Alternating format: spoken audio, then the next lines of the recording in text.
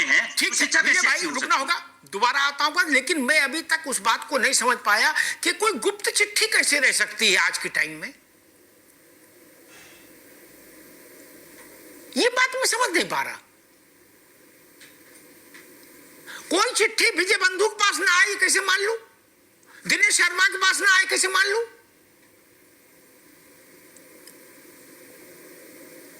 आप लोग दिन भर चिट्ठियों में ही रहते हो, ये विषय है। और अगर ऐसी चिट्ठी आई तो उसका फिर उस पर कोई पहल क्यों नहीं हुई? अशोक यादव जी, एक बड़ी समस्या खड़ी हो गई है और केवल उत्तर प्रदेश का, उत्तराखंड का विषय नहीं, पूरे देश का विषय है, लाखों लाख अध्यापकों का विषय है। मैं सरल भाषा में इसको रखूं, बाकी ये लोग तो जटिल बना देते हैं नेता लोग। मूल बात यह है कि 25 अगस्त 2010 कट ऑफ डेट है। इसके बाद जो भी मास्टर बनेगा प्राइमरी स्कूल में उसको टीटी करनी पड़ेगी, अच्छी लगे तो, खराब लगे तो। उसके बिना नो एंट्री। ठीक, कोई सरकार रहे, कोई स्कूल रहे।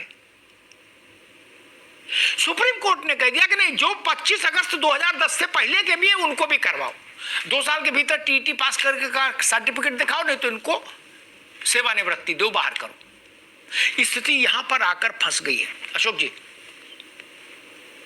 देखिए अमिताभ जी, चूंकि देश की सुप्रीम कोर्ट है और इसके आदेश के रिवीजन करने का अधिकार भी सुप्रीम कोर्ट को ही।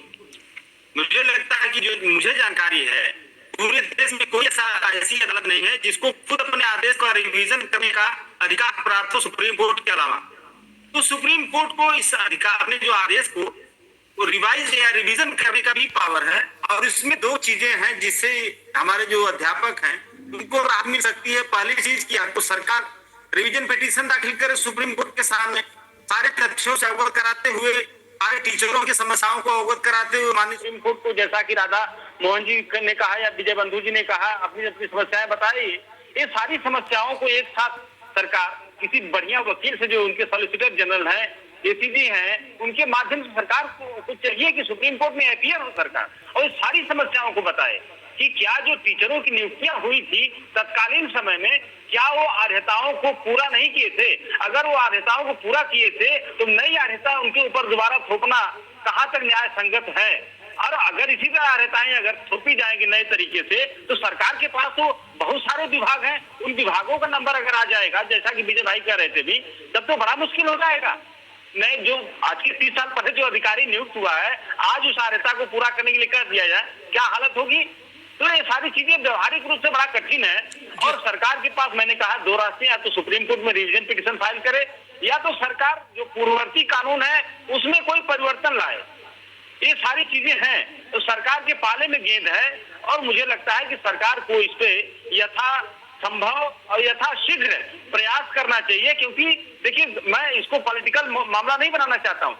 मैं ये कहना चाह रहा था कि इसके पहले भी कुछ ऐसी याचिकाएं सुप्रीम कोर्ट में लंबित हैं जिसमें सरकार आंख और कान दोनों बंद करके बैठी है, जिसमें से 69,000 शिक्षक भर्ती वाला मामला है। अमिताभ जी, ये मैं उसको दूसरे वे में मत लीजिएगा, ये मैं सिर्फ सरकार को ये बता रहा हूँ कि सरकार कितना लेजी है या कितना, मतलब क्या चाहती है सरकार। अब 12 महीने के लगभग हो गया, 69,000 शिक्षक भर्ती में सरकार अभी कोर्ट के सामने प्रस्तुत नहीं कर पाई अपने आप को।